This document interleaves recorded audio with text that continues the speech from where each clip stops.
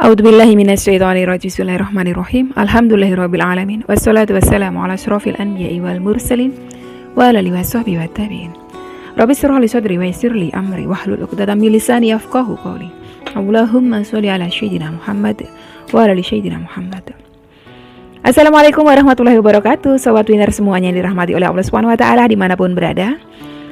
Saya mendoakan semoga sobat winnerku semuanya selalu dalam keadaan sehat walafiat, dilimpahi rezeki yang halal, yang berkah, yang thayyib, yang manfaat. Semoga sobat winnerku semuanya yang saat ini mungkin masih terlilit amanah-amanah hutang, baik riba maupun non-riba. Semoga Allah segerakan kita semuanya terbebas dari hutang, baik itu riba maupun non-riba, dengan cara-cara Allah yang mudah, tanpa harus menggali lubang yang baru, tanpa harus menyentuh kembali riba, tanpa harus menjual aset, tanpa harus direndahkan, dicaci maki, dikuncing, diolok-olok, dihina, diintimidasi, ditekan oleh manusia lain. Semoga sobat winnerku semuanya yang saat ini mungkin sedang menghadapi kesulitan-kesulitan hidup, semoga Allah bukakan pintu-pintu kemudahan. Dan untuk sobat winnerku semuanya yang saat ini mungkin sedang bersedih hati, semoga Allah angkat kesedihannya, Allah gantikan dengan kebahagiaan. Buat sobat winnerku semuanya yang saat ini mungkin masih belum memiliki pasangan hidup, semoga Allah segerakan untuk menuju halal bersama dengan jodoh yang terbaik dari sisi Allah Subhanahu wa taala. Dan untuk sobat winnerku semuanya yang saat ini masih belum memiliki putra-putri, semoga Allah karuniakan putra-putri yang soleh-solehah. Untuk sobat winnerku semuanya yang saat ini masih berkutat dalam dosa riba, semoga Allah sentuh hatinya dengan hidayah sehingga mau berhijrah meninggalkan riba untuk selama-lamanya. Dan untuk sobat winnerku semuanya yang saat ini sedang berhijrah, semoga istiqomah hijrahnya. Semoga sobat winnerku semuanya yang saat ini mungkin memiliki hajat seperti saya, ingin berangkat haji maupun umroh, semoga kita semuanya disegerakan Allah untuk bisa sampai ke tanah suci menjalankan ibadah haji maupun umroh. Amin. Amin ya robbal alamin.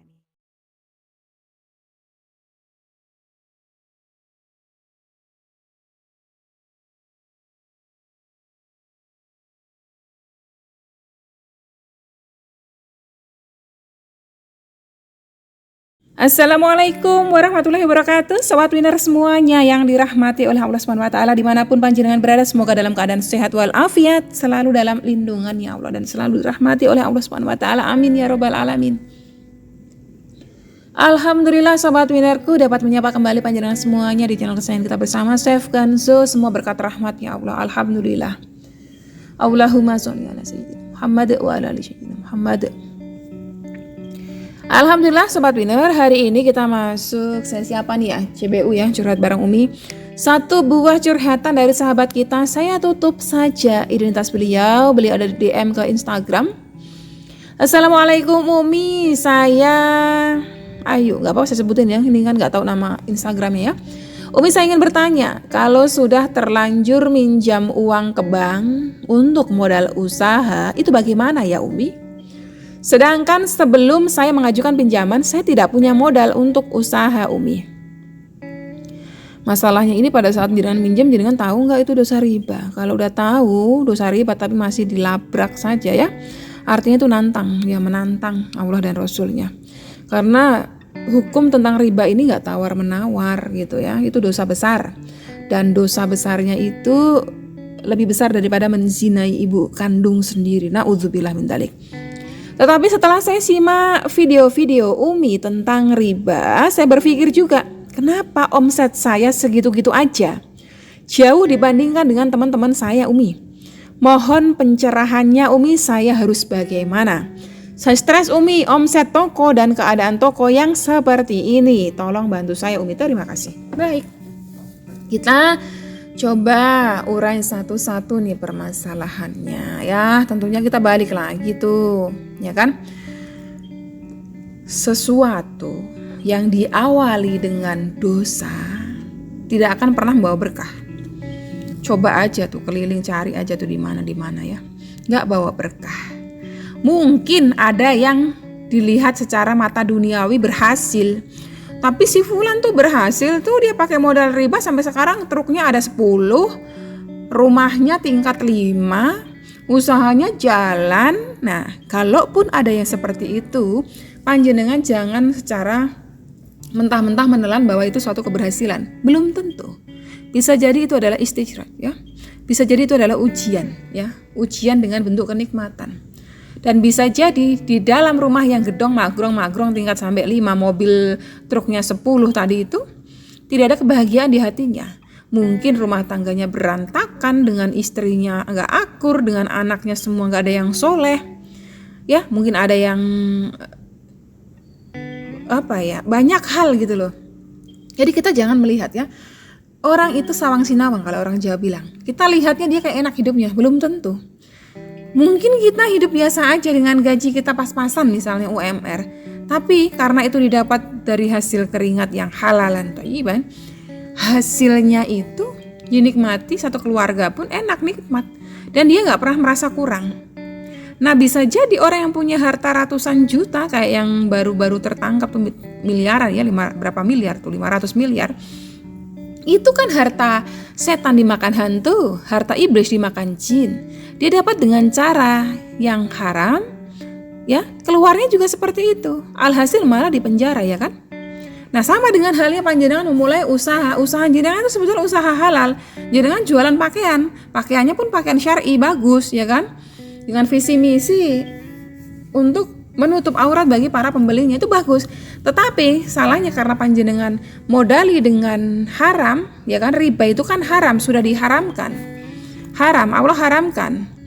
Allah dan Rasulnya menyatakan perang terhadap pelaku riba. Tetapi kita masih labrak aja terus, udah tahu dikasih lampu merah sama Allah, masih diterabas terus. Akhirnya apa, di depan, yang depan jalan tabrakan, ya kan? Gitu. Lalu gimana Umi kalau sudah terlanjur? Nah, buka surah Al-Baqarah ayat ke 278 sampai 280 ya. Artinya seperti ini nih. Hai orang-orang yang beriman, bertakwalah kepada Allah dan tinggalkan sisa riba yang belum dipungut ya. Yang belum dipungut. Jika kamu orang-orang beriman, maka jika kamu tidak mengerjakan apa nih yang dimaksud? Meninggalkan sisa riba. Maka ketahuilah bahwa Allah dan Rasulnya akan memerangimu. Nah, berarti apa? Kita tuh dimusuhi, diperangi oleh Allah dan Rasulnya. Dan jika kamu bertaubat dari mengambil riba, maka bagimu pokok hartamu. Kamu tidak menganiaya dan tidak pula dianiaya. Dan jika orang yang berutang itu dalam kesukaran, maka berilah tangguh sampai dia berkelapangan. Dan mensedekahkan sebagian atau semua utang. Itu lebih baik bagimu jika kamu mengetahui. Nah, dalam hari ini sahabat kita, poinnya adalah yang pertama tuh, bertakwalah dan tinggalkanlah sisa riba yang belum dibungut. Jika kamu orang-orang beriman, namun jika kamu tidak mengerjakannya, masih saja udah tahu nih. Tadinya misalnya katakanlah tadi Mbak Ayu pada saat ngambil hutang riba dulu, beliau belum tahu. Namanya orang belum tahu ya, nggak dosa, nggak tahu kan? Ya, seperti misalnya katakanlah orang hidup di pedalaman, tidak masuk agama Islam ke sana, makan daging babi, dia nggak tahu. Tapi kalau kita yang tahu kan dosa kan? Nah, makanya karena nggak tahu itu jadi belajar kemudian tahu. Nah, sudah tahu kok masih makan aja, berarti sama aja jenengan sedang menyuapkan ke mulut jenengan, ke anak-anak jenengan, ke suami jenengan, itu api neraka. Karena itu bagian dari makanan haram. Nah, selama ini yang panjenengan kerjakan, yang tadi misalnya jualan baju syar'i, jualan ayam geprek, ya emang halal produknya, tapi dimodali dengan haram ya haram. Kita bayangkan saja satu gelas air putih bersih ya, mereknya bagus pula ya, Aqua misalnya, mau kita minum, kita siap minum, segelas tuh siap minum putih bersih. Tahu-tahu ketibanan atau kejatuhan tai cicak yang cuprit, ya kan, tai cicak tuh. Mau minum nggak kira-kira? Nggak mau kan? Kenapa? Jijik. Takut penyakit? Iya takut. Najis. Ya sama halnya itu riba. Kita punya usaha yang gede banget. Kita punya usaha yang bagus banget, halal usahanya bagus. Ya kan? Bahkan usahanya itu jasa umroh misalnya, kan bagus banget tuh. Tapi ternyata dimodali dengan yang haram, jadi najis, dicampur dengan itu tetap najis. Walaupun najisnya sedikit ya. Setitik tai cicak dimasukkan ke dalam air segelas menjadi najis gitu ya. Lalu gimana kalau sudah tahu begini? Taubatan nasuha, tobat ya. Tobat dari dosa riba. Tobat. Saya juga dulu pelaku riba, saya dulu minjol kan, minjol itu riba. Tapi setelah tahu, udah tobat, nggak ada, sampai sekarang nggak ada, sampai sekarang nggak mau lagi, karena nggak berkah. Harta setan dimakan hantu, ya kan? Harta iblis dimakan jin, ya. Kalau jenengan sudah tahu seperti itu, ya kan? Coba, ya kan, mohon ampun kepada Allah, taubatan nasuha, sholat tobat dulu deh. Sholat tobat, setelah sholat tobat mohon ampun, sungguh-sungguh nangis tuh betul-betul, ya Allah ya Rabb, hamba mohon ampun. Ya Ghafur, hamba mohon ampun. Hamba betul-betul menyesal, hamba tidak akan pernah mengulangi lagi menyentuh riba, ya Allah, nggak akan mengulangi.